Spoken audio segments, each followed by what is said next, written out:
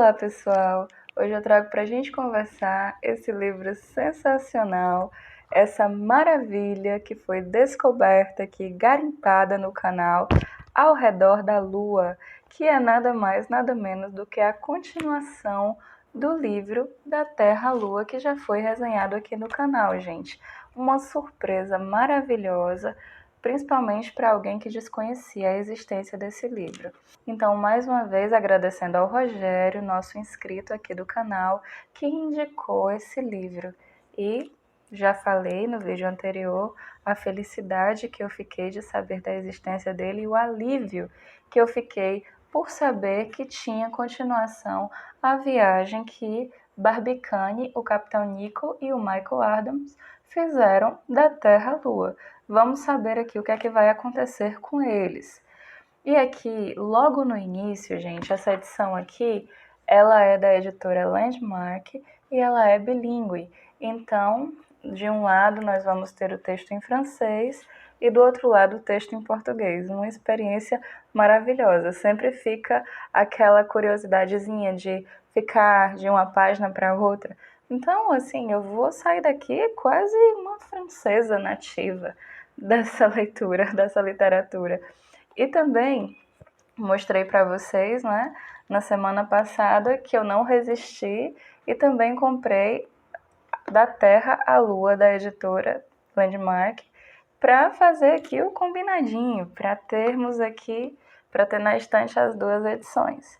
Estão vendo a beleza desses livros, gente? Ao Redor da Lua e Da Terra à Lua. Então vamos lá. O livro vai começar com uma introdução ao livro anterior, de toda a preparação que eles tiveram que fazer até chegar na Lua. E aqui ele vai trazer imagens belíssimas, perfeitas. Eu vou tentar encontrar elas e deixarem aqui para vocês, tá, gente? Para vocês conhecerem cada um deles. O Michael, eles levaram cães com eles também. Mas vamos lá, passo por passo. Gente, a grande dúvida era que se eles tinham sobrevivido a esse choque, a esse impacto dessa viagem e se eles tinham chegado vivos na Lua. Mas eles não só chegaram vivos, assim, vamos usar um pouquinho da imaginação. Vamos, assim, desconsiderar várias coisas, até porque esse livro, ele foi escrito lá em 1968, então não se sabia nada a respeito do espaço, como era que um corpo se comportaria no espaço, um ser humano, nas nossas condições.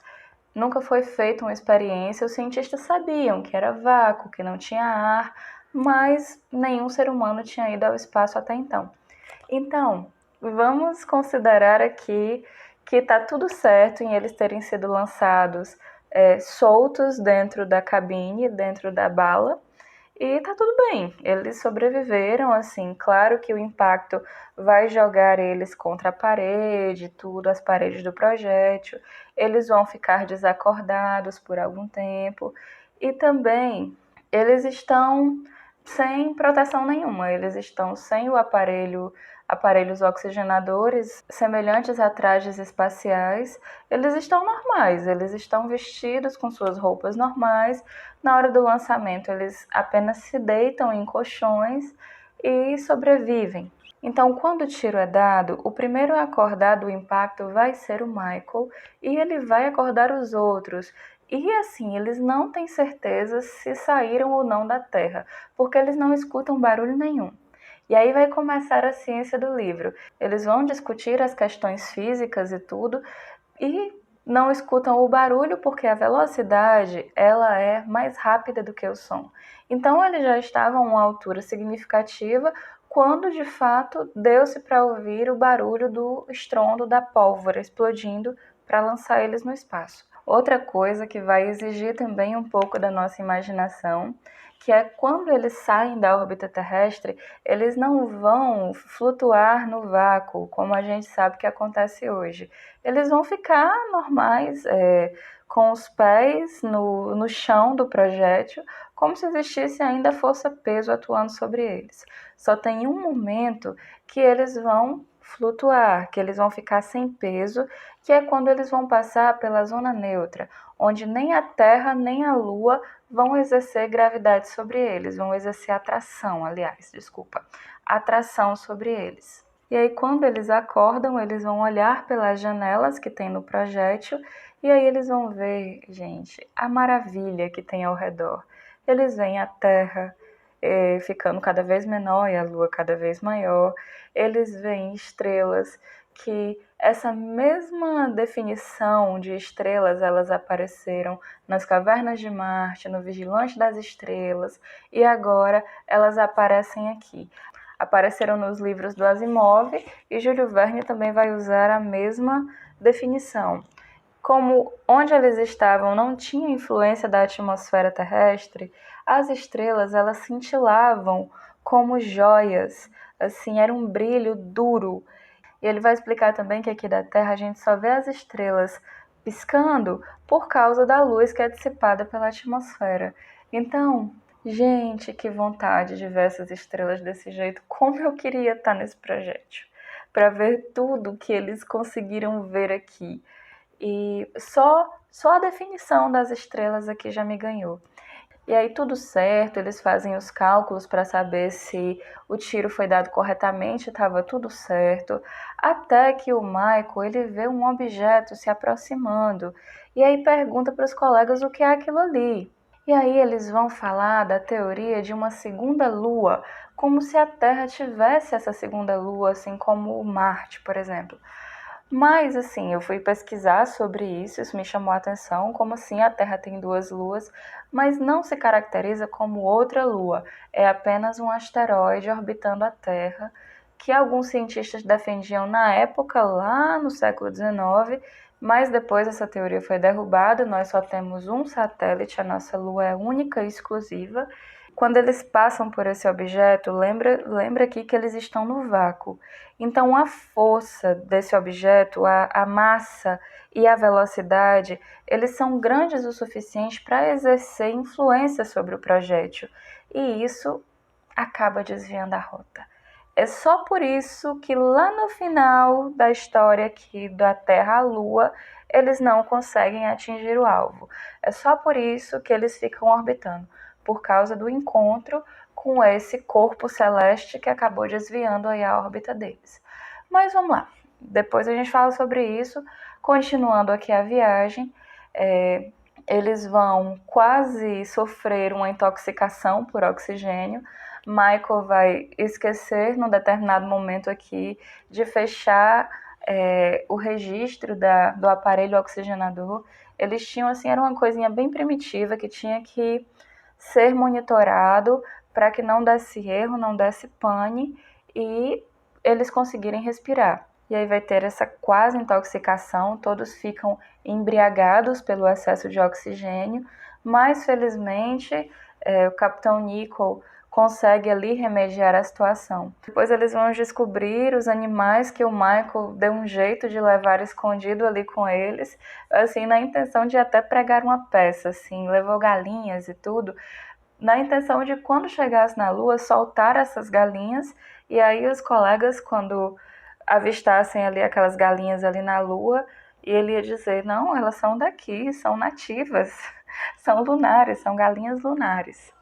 Mas aí ele é descoberto antes. E assim, eles também levam 2 cães, que são a Diana e o Satélite. Mas o coitadinho do Satélite, ele não resiste aos ferimentos do impacto da hora do lançamento. E aí, outra coisa que vai exigir a nossa imaginação aqui. Eles têm que se livrar do corpo, eles não podem ficar com um cadáver ali. Então, o que é que eles vão fazer? Eles vão abrir rapidamente a comporta da parte de baixo do projétil para liberarem o cadáver no espaço. E aí eles têm que fechar também rapidamente para que o ar não escape. Mas aí, gente, já parou para pensar? Eles em pleno espaço, abrindo uma porta num projétil e aí soltaram o cachorro e usaram a mesma técnica para se livrar dos dejetos indesejáveis. Então, assim, a gente sabendo tudo que a gente sabe hoje, soa um pouco ridículo, mas para a época que foi escrito, gente, isso foi uma genialidade. Até porque tudo que eles lançavam no espaço, a atração do projétil prendia esses objetos aí, seja lá o que eles jogassem fora, e viajava com eles, a atração prendia. Inclusive, eles ficavam vendo todas essas coisas que eles jogavam fora, acompanhando eles ali do lado do projétil. Então, muito, muito, muito interessante. Até quando eles veem o cachorrinho, depois de ter sido jogado fora, deixa eu ver se eu encontro aqui para vocês. Ele vai estar nessa situação, gente, ó, consegue ver? Bem amassadinho, ó, mas seguindo o projétil. Sensacional, não é mesmo? Então, eles vão passar aqui por um risco muito grande. Na dita zona neutra, como eles perceberam que o projétil estava perdendo velocidade, tinha um risco muito grande. E se a velocidade não fosse suficiente para romper aqui a barreira da zona neutra e ser capturado pela atração da Lua, eles ficariam presos eternamente ali na zona neutra. E aí, quando eles chegaram na zona neutra, foi como eles ficaram, como a gente sabe que uma pessoa fica quando vai para o espaço, que é aqui, ó, finalmente eles estão flutuando. As galinhas que o Michael levou, a Diana, que foi a cadelinha que sobreviveu, e agora eles estão flutuando. E só vão flutuar enquanto estiverem na zona neutra. Eles passam cerca de 1 hora, mas felizmente a velocidade do projétil consegue vencer a barreira da zona neutra e eles passam agora para a zona de atração lunar. Agora eles estão sob influência da Lua. E assim, olha, o Michael vai devanear, ele vai dizer que queria sair do projétil, dançar em cima do projétil. Ficaram fazendo cálculos para saber a altura dos selenitas, dos seres lunares. E aí o Michael disse que seria um gigante frente aos selenitas. E vão comparar com outros planetas. Gente, é um barato. Vocês precisam ler esse livro. De verdade. E também, gente, para quem gosta de matemática e física, é um livro que tem muito, muito, muito, muito cálculo. Ele tem um capítulo chamado de Um pouco de Álgebra. E aqui ele vai explicar o cálculo de como foi feito o lançamento, da velocidade. Inclusive também ele vai nos apresentar uma tabela com a altura das montanhas. Aqui são todos os montes que existem, as montanhas da Lua, que foram calculadas. Ele vai citar vários gênios aqui da história, desde Galileu até Cassini. Então vai aparecer uma galera famosa aqui nesse livro. Ele vai trazer equações e ele vai explicar e você vai entender e vai se sentir muito bem por entender, vai se sentir assim um verdadeiro gênio. Gente, se o Michael entendeu, o Michael Adam, meu Deus do céu, se ele entendeu, é claro que você também vai entender. E quando eles começam a perceber que a rota do projétil foi desviada, de fato, eles vão lá fazer os cálculos e vão descobrir que foi por causa do corpo celeste lá que eles encontraram no meio do caminho. E aí, gente, vem a aflição. E agora, o que será de nós? Mas assim, antes de se... Aliás, em momento nenhum, eles se rendem ao desespero. Mas o que é que acontece?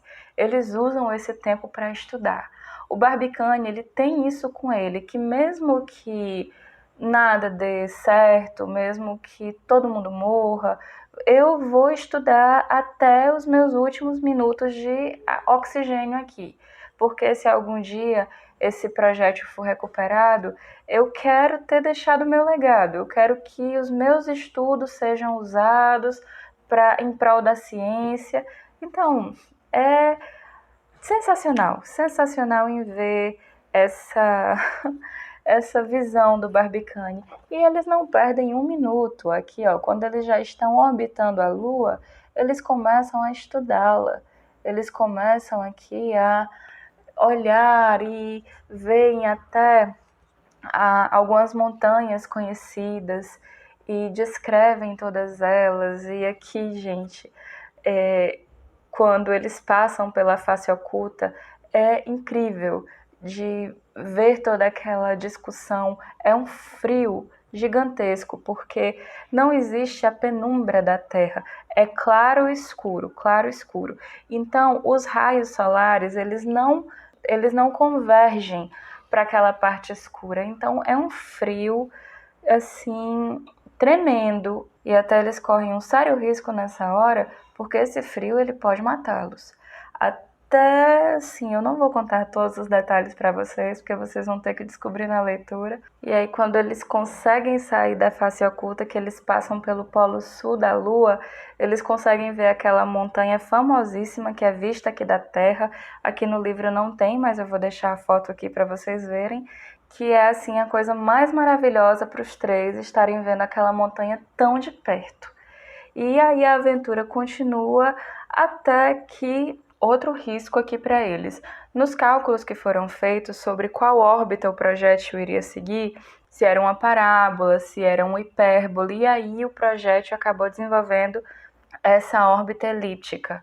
Então, o risco agora que eles estavam correndo era o de ficar preso novamente na zona neutra.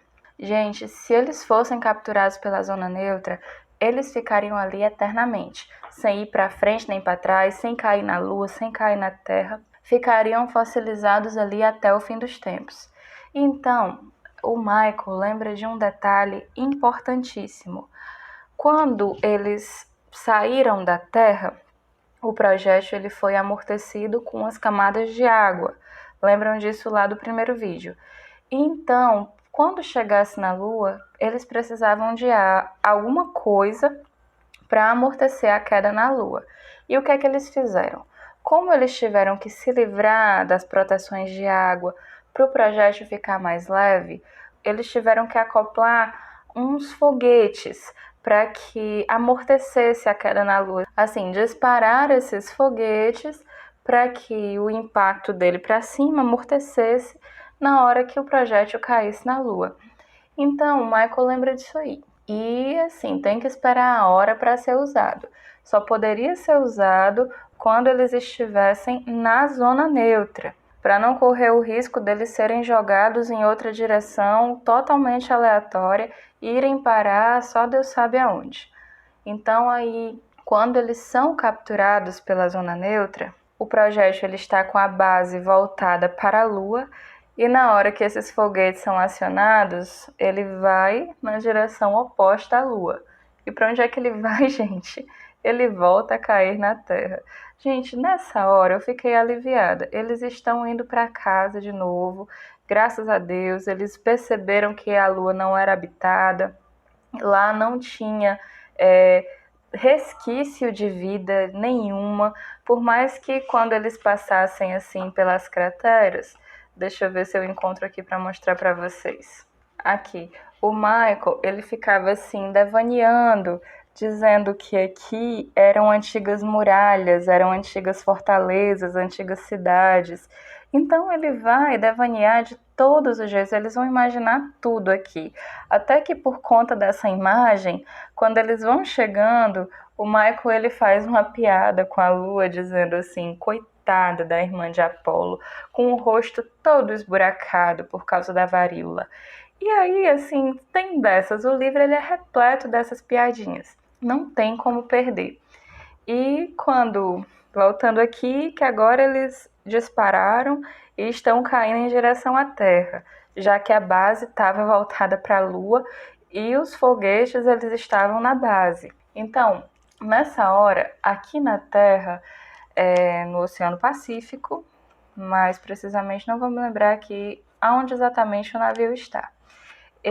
Um navio sonda, que o capitão desse navio, coincidentemente, era um dos membros do Clube do Tiro. Então, eles estão lá no Oceano Pacífico fazendo esse trabalho de sondagem da profundidade do oceano. Até que um clarão é avistado no céu e, gente, por pouco, o que cai no mar não parte o navio no meio.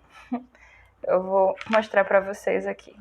Antes, deixa eu mostrar aqui para vocês, ó, quando os foguetes eles são acionados e o projétil ele viaja de volta para a Terra. Era aqui na base, olha. Gente, sensacional essas imagens. Então aqui, ó, quando o projétil faz essa viagem toda de volta para a Terra, ele quase parte esse navio no meio. O navio do capitão, que também era membro do Clube do Tiro. Então, quando o capitão sai da sua cabine, pergunta ali para os marujos o que foi que aconteceu, um dos rapazes que estavam lá responsáveis por recolher a sonda diz apenas: capitão, eles voltaram. E aí, gente, vai ser aquele alvoroço de todo mundo correndo para resgatar o projétil. Outra coisa que vai exigir a nossa imaginação, porque o projétil ele caiu flamejante dentro do mar. Porque o atrito com as camadas atmosféricas é o que acontece quando nós vemos uma estrela cadente aqui. Porque quando alguma coisa atravessa a atmosfera, esse atrito entre camadas, isso esquenta e, assim, vários projéteis não caem na Terra porque eles se desintegram antes de cair devido a esses são pulverizados pela atmosfera. Então, o projétil conseguiu atravessar tudo isso e caiu no mar. Gente, com certeza foi um revestimento assim, que alumínio poderoso esse. Será que sobreviveram dessa vez a uma queda desse tamanho, uma queda da Lua e ainda num projétil que estava ali pegando fogo? Mas vamos lá, vamos ver o que é que vai acontecer agora. Porque, felizmente, ele caiu num lugar onde era possível deixar marcado. Foi colocada uma boia lá no local que ele quase caiu em cima do navio. Então, tudo parece assim que até a queda foi calculada. E aí eles saem para procurar as autoridades para saber como é que vão fazer esse resgate. E aí todo mundo se mobiliza, arrumam aparelhos de mergulho para fazer esse resgate e eles vão procurar o projétil embaixo do mar. Com esse aparelhinho aqui, ó. Tá vendo? Eles descem aqui numa espécie de submarino, mas ele era ligado em cima, ó. Ele tinha uma ligação externa. E eles vão com essas luzes aqui para baixo d'água para procurar ali o projétil, mas sem sucesso. Passam-se 3 dias e nada de encontrarem esse projétil embaixo d'água. E aí o capitão, que era o mesmo que estava morando no observatório para observar a lua todo dia e ver os amigos, de repente ele começa: burro, burro, burro, como é que eu não pensei nisso? E ele vai explicar que do material que o projétil é feito, ele vai dizer a quantidade de água, de massa de água que ele desloca, mas consequentemente, resumindo todos esses cálculos, o projétil flutua. Então eles estavam procurando embaixo d'água em vão, porque o projétil estava em cima d'água. E quando eles finalmente avistam, lá está o projétil, gente, ó, em cima da água, com a bandeirinha dos Estados Unidos hasteada já. Então, quando eles se aproximam para ver o que é aquilo que está acontecendo, será que tem alguém vivo ali?